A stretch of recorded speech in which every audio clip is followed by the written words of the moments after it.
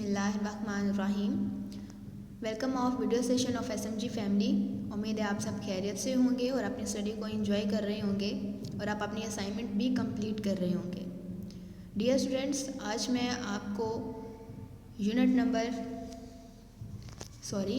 आपको ग्रेड 8 की पीटीबी की इंग्लिश की बुक, जिसमें मेरे पास यूनिट होगा यूनिट नंबर 11 और जिसका नेम है अ ग्रेट विर्चू। एक ग्रेट अजीम विर्चू नेकी, एक अजीम नेकी। आज हम इस चैप्टर की मैं आपको रीडिंग करवाऊंगी। रीडिंग करवाने से पहले मैं आपको इस चैप्टर की जो है वो अपने अल्फाज में पूरी स्टोरी सुनाना चाहूँगी।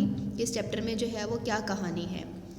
एक अजीम जो है वो नेक शख्स होता है और वो जंगल में रहता है और उसके पास एक बिल्कुल छोटी सी झोंपड़ी होती है कि जिसमें वो बासानी अपनी ज़िंदगी गुजार रहा होता है।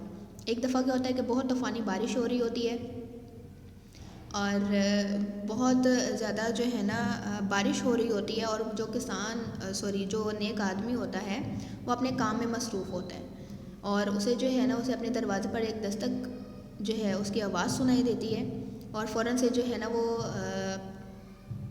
दरवाज़ा जब खोलता है तो वहाँ पर जो है वो एक शिकारी होता है। तो शिकारी कहता है कि मैं जो है वो इस टाइम कोई भी शिकार नहीं कर सकता, शदीद बारिश हो रही है और मैं अपने घर भी जो है वो वापस नहीं जा सकता, तो मेहरबानी फरमाकर मुझे अपनी झोंपड़े में जो है वो जगह दे दे।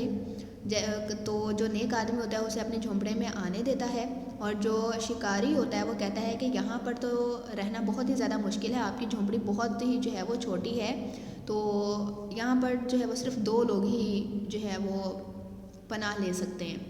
तो बुरा शख्स जो होता है वो बोलता है कि झोंपड़ी चाहे छोटी है लेकिन इंसान की जो ख्वाहिश है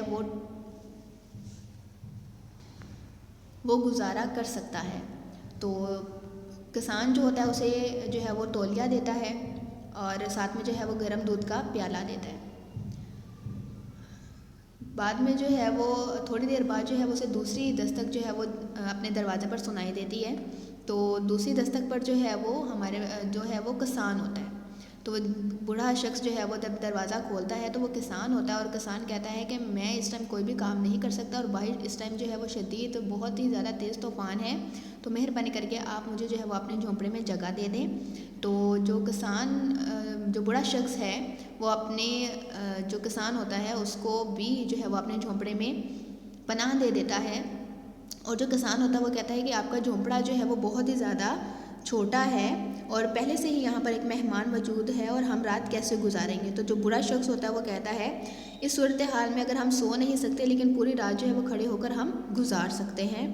और बाहर मौसम मज़ीद ख़राब हो रहा था और दरवाज़े पर जो है वो दोबारा दस्तक हुई, यानी कि अब तीसरी मरतबा जो है वो बहुत तेज़ जो है वो उसके दरवाज़े पर दस्तक हो रही थी। तो जब बूढ़ा शख्स जो है वो हरकत करता है यानी कि दरवाज़ा खोलने के लिए जाता है तो किसान उसे कहता है कि यहाँ पर पहले ही जगह नहीं है, तो ऐसा करें कि आप दरवाज़ा ना खोलें। तो बूढ़ा शख्स कहता है कि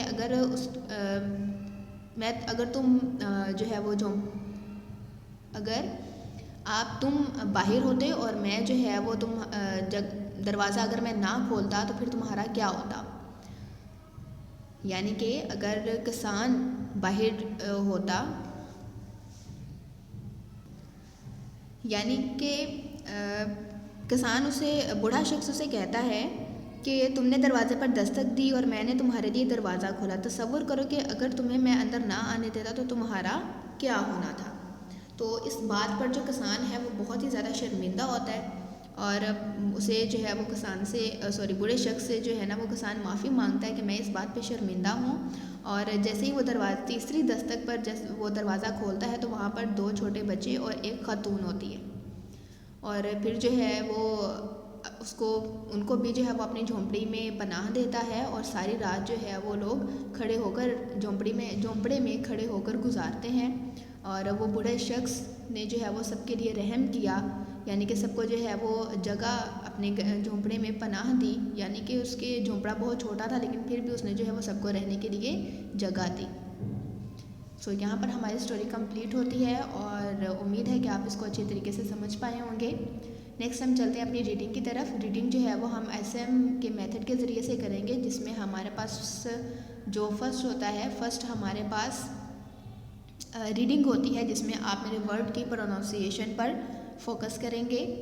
सो मैं रीडिंग स्टार्ट करती हूँ। फर्स्ट है, once there was a holy man who lived in a forest. He lived there all alone in a small hut. He was a very kind and noble man. He always liked to help others. One night there came a terrible storm in the forest, followed by heavy rain. The holy man was busy in his work when he heard a knock at the door. He opened the door and there stood before him a gentleman who spake to him thus, "Sir, I am a hunter. I came to the forest to hunt, but because of this storm and the heavy rain, it is not possible for me to hunt. I cannot go back either. I am looking for shelter. I shall be grateful if you could let me spend the night here." Next है हमारे पास question answers, यानी जो अभी हमने paragraph read किया इसमें से हमारे कुछ क्वेश्चन दिए गए हैं जिसमें आप इनके आंसर को पैराग्राफ में से ही रीड करके लिखेंगे। तो इसी तरह हमारे पास फर्स्ट क्वेश्चन है, where did the old man live, यानी कि बूढ़ा शख्स जो है वो कहाँ पर रहता था। Who first knocked at his door in the stormy night, यानी कि जो पहली जो दस्तक हुई थी उस तूफ़ानी बारिश में पहले किसने जो है वो दस्तक दरवाजे पर दी थी। तो हमने जैसे कि स्टोरी में मैंने आपको बताया था कि फ़र्स्ट जो है वो हमारे पास हंटर आया था, शिकारी आया था, यानी कि पहली दस्तक उसने दी थी। थर्ड क्वेश्चन है, what do you understand by hesitation. ये इसी तरह आपके 3 क्वेश्चन हैं जिसको आप अपनी असाइनमेंट में लिखेंगे रीडिंग में। नेक्स्ट है हमारे पास, write the meaning sentences synonym and antonym of this words.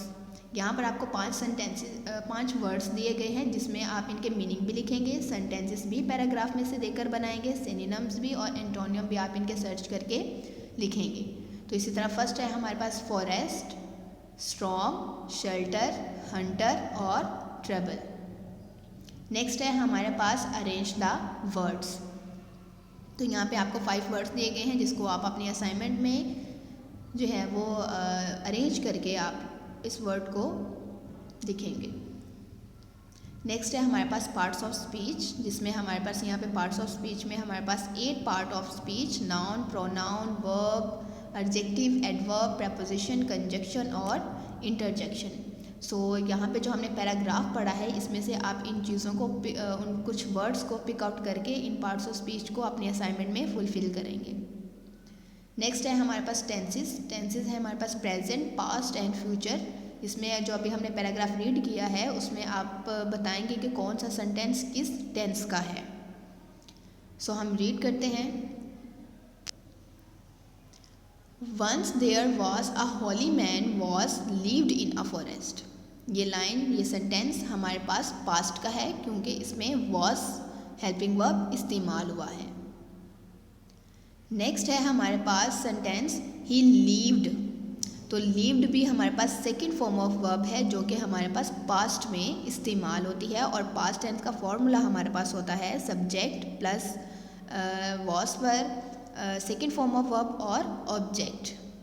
तो यहाँ पर सेंटेंस में हमारे पास lived second form of verb है तो इसलिए सेंटेंस भी हमारे पास पास्ट का है, यानी कि he lived there all alone in a small hut. Next है he was a very kind and noble man. Was यानी कि यहाँ पर ये भी हमारे पास पास्ट का सेंटेंस है। नेक्स्ट है he always liked to help others. तो यहाँ पर लाइक्ड हमारे पास second form of verb use हुई है तो ये भी हमारे पास पास्ट का टेंस है। One night there come a trouble storm in the forest followed by the heavy rain. तो इसी तरह यहाँ पर हमारे पास जो केम है वो भी हमारे पास second form of verb use हुई है तो ये भी हमारे पास सेंटेंस पास्ट का है। नेक्स्ट है the Holi man was busy in his work when he heard a knock at the door. यहाँ पर हमारे पास वॉज और नेक्स्ट हमारे पास हेयर्ड, वर्ड हेयर्ड ये हमारे पास सेकंड फॉर्म ऑफ वर्ब है और वॉज हमारे पास हेल्पिंग वर्ब है और हेयर्ड हमारे पास फॉर्म ऑफ वर्ब है सेकंड। तो ये 2 वर्ड्स हैं जिसमें हमें पता चल रहा है कि सेंटेंस जो है वो हमारे पास पास्ट का है। नेक्स्ट है he open the door and there stood before him a gentleman who spoke to him this. तो ये भी हमारे पास जो है वो पास का सेंटेंस है, क्योंकि ओपनड हमारे पास second form of verb use हुई है, तो इसलिए हमारे पास ये जो, और यहाँ पर स्पोक वर्ड यानी कि स्पीक वर्ड होता है, स्पीक की second form of verb use हुई है स्पोक यानी कि स्पोकन।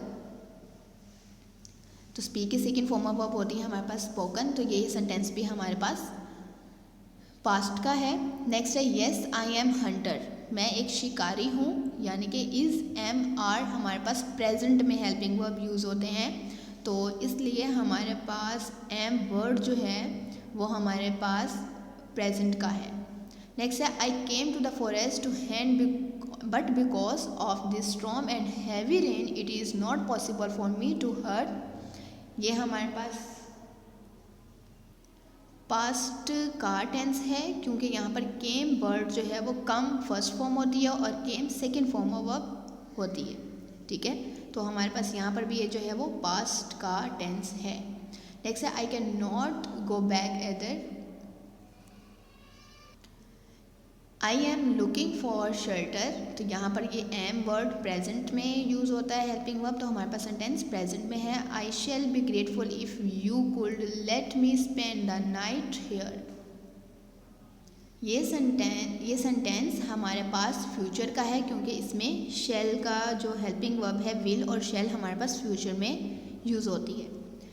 सो स्टूडेंट्स, हमारे पास यहाँ पे तमाम जो मेथड हैं वो कंप्लीट होते हैं। उम्मीद है आप इन असाइनमेंट में रीडिंग के जो आप रीडिंग करेंगे तो आप अपनी असाइनमेंट में इन सारी चीज़ों को फुलफिल करेंगे।